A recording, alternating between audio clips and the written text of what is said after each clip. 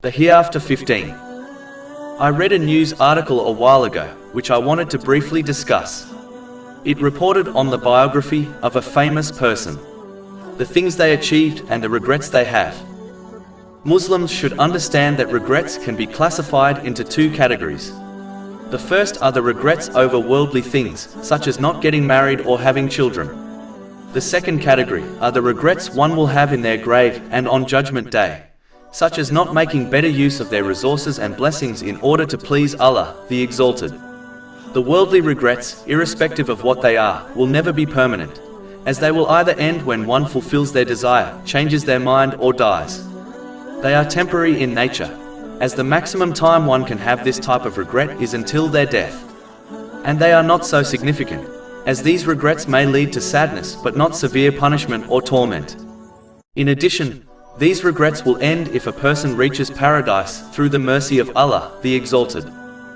On the other hand, the regrets of the hereafter are long-lasting, as the time in the grave and on Judgment Day will be much longer than one's life on this earth.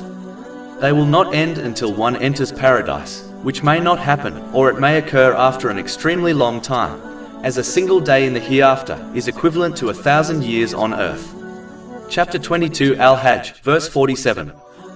And indeed, a day with your Lord is like 1,000 years of those which you count.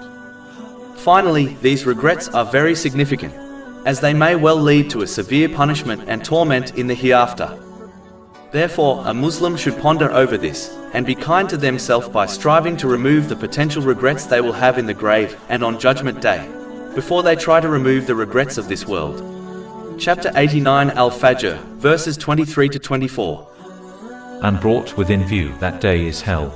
That day man will remember, but how, i.e., what good to him will be the remembrance?